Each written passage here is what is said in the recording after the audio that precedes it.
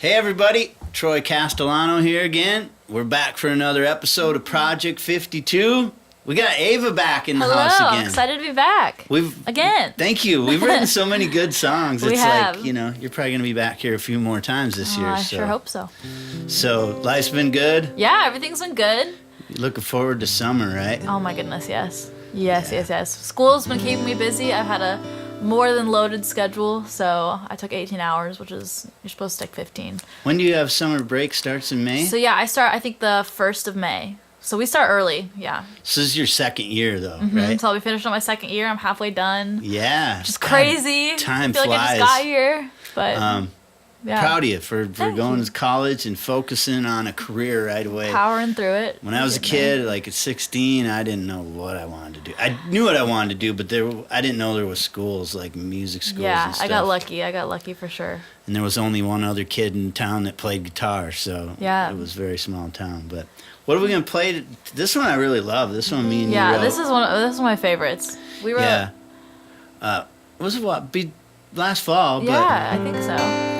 You had this idea of how when you say it, you've been with somebody in a relationship for a while, you say I love them to them, you're always initiating that phrase, and you only hear it back. You never hear I love you. You're always hearing I love you too, which is obviously nice, but I think there's a difference between hearing I love you and hearing I love you too. Hearing it from them without a need of a return. Yeah, exactly. If that makes sense, I don't know. But when you're the only one pushing in a relationship. Makes you think. Yeah, it does. You still love me, or what's going on here? But I say it often enough, I think, to my wife. I say a lot of other words to her too sometimes, but anyway, love me too. Take it away, Ava. Let's do it.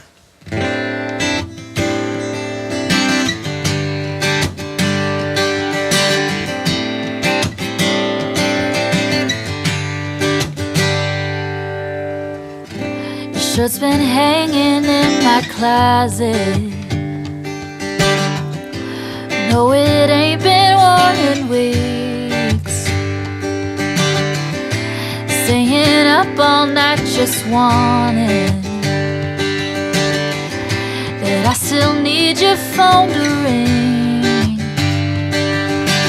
Wondering when we change, why we're not okay. No, I can't explain why you only say sorry when you feel like you need to.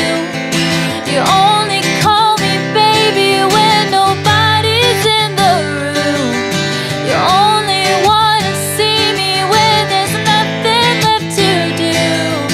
You only say you love me when you say you love me too.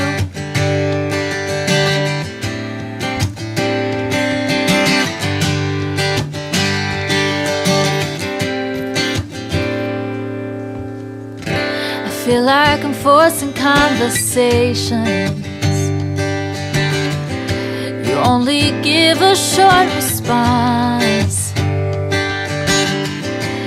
Is the rush you had all faded? Are you just stringing me along? Wonder when we change, why we're not okay. No, I can't explain why you only say you're sorry when you feel like you need to. You only call me baby when nobody's in the room. You only wanna see me when there's nothing left to do. And you only say you love me when you say you love me too.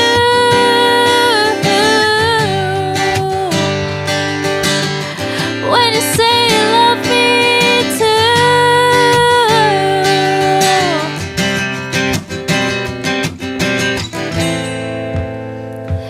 Why you only say sorry when you feel like you need to.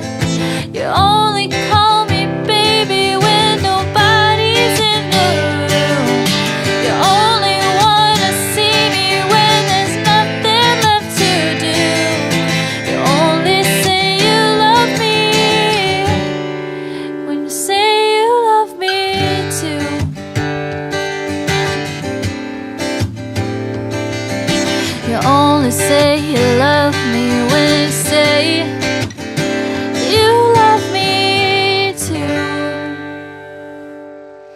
Yeah, man. Ava Boney. I love that song. Hey, thank you for coming back again and doing this. Thank you for having me again. It's always so much fun. It's a lot more fun when there's two people and it's not just me. I'm sure I'll do a few solo, but hey, what are you up to? Are you gonna do a new record this year? Or I hope so. I think my plan has been to singles. Do more singles than records, just so I can keep a constant flow and keep sharing stuff with you guys and keep you guys up to date, because working on your guitar chops. I am. Yeah. I'm still working on my guitar. It's been a work in progress, but we're getting there. Yeah. Do you feel like you're really confident playing guitar and singing now? Yeah, I think. I mean, when we first met, I don't think I played guitar at all. Not. Which it was. Looking back at it is obscene to me because I didn't know how to do anything.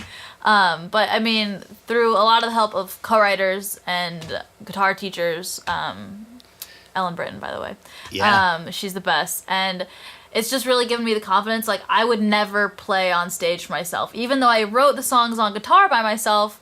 I wouldn't get on stage and play them. I'd have someone help me out. But I've gotten to a point where it's like, you know what, like, you mess up, keep going. So it's been awesome. I'm really excited about it. Just that I've gotten to the point where I am able to, and I still can't play everything. I'm gonna be 100%. I can't play that, so it will only get better. Yeah, exactly. And it's just kind of getting through that. Once you learn those folk chords, and then you're your brain's communicating with your hand word position, it comes easier, and but you're doing great, and it's like it's really helpful as a songwriter to be able to support yourself doing that. Well, and just even like playing wise, being able to have an idea in your head and then go home and say, okay, this is what I heard, and be able to go play it for yourself, which is like it's something that I never thought I would be able to do. Especially because when I was little, I took piano lessons, so to go from this to this is really weird. Yeah. And then you learn a few covers now and then? Mm-hmm, yeah, I do some covers, throw them up on my page. Yeah, it's always good exercise to do that stuff too. For sure. Hey, where can people find you online? So I am on Instagram as Ava Boney, on Facebook as Ava Boney Music, and then on Twitter as AvaB615. So you can go check me out on there, and then on Spotify and iTunes and all those places you can get your music. If you just look up Ava Boney, AvaBoney, I have some singles out too, so you can go check those out. That's awesome. You're busy as all get out, and you had a cool connection with Jonathan Cain. I forgot about that. I did. So when I think Jonathan Cain was the songwriter, keyboard player in Journey. Yeah, he wrote "Don't Stop Believin'." So when I was 15 and 16, I got to go in the his studio, with him and his producer. That they started their studio together, David Kalmusky. And I got to go in and record like 4 songs total with them over the course of the 2 years. They sounded great. I heard some of that stuff. And it was the coolest thing ever. They brought in all these like legit music. I mean, they never met me, so they could have just been like, oh, here's some 14-year-old kids that can play with you. But they brought in the really... 14, like they brought in some like great musicians. And at one point, I was in the booth and I was singing, and all of a sudden Jonathan Cain comes up with his phone and he's live streaming it on his Instagram. He's live streaming you? Yeah, while I was taking a cut, and I was so nervous. And then after I finished my vocal cut, he was like, hey, like, I really dig the song, but I think it needs some background vocals. And I was like, cool, like, yeah, like, whatever you say, pitch man. in, yeah, I'd love your help. He ended up actually singing the background vocals on one of my songs. You tell him that credit only, though. There's no residual. No. I was like, yeah, man, if you want to sing background vocals, you can do whatever you want. You can just like whistle in the background. I'll be fine with it. That's a pretty cool if you go and listen to That's Not Me on my Spotify or Instagram, or not Instagram. Yeah, YouTube too, iTunes, right? YouTube, yeah. You can hear him singing background vocals. That's cool because you're immortalized for life.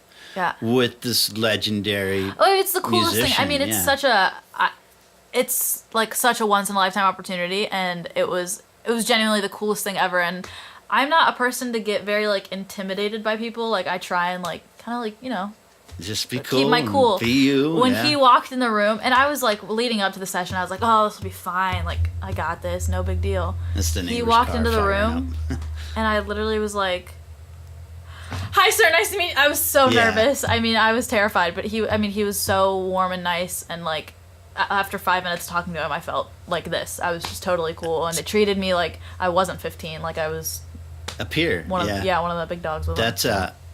I'm so glad in this town that 90% of the time when I meet people that I don't know who they are or what their position is in this industry, because I'll walk away and someone will go, "Don't you know who that was?" And I'm like, "No," and they'll tell me. I'm like, "Thank God I didn't, because I would have probably been a fool." Oh yeah. Well, and I think especially like as a 15, 16-year-old girl, when that happened, I mean, at that time I didn't know anything. You know what I mean? Like when they said Pro Tools, I was like, "What? You know, like what is that?" You know, or like, "Oh, we're gonna take this cut or scratch vocal." I was just like, "Hey, like whatever, just tell me when to sing and I'll do it." I mean, the first time at least.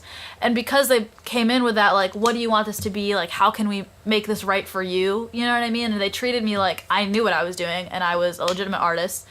That by the second time it came around, like, it gave me such confidence in like myself to be like, no, like, people will actually like listen to me. Like, my opinion is valid. And I think especially as a young girl in the industry, that was a really cool thing it's for me. Definitely a good way to start your career. Yeah, it was super cool.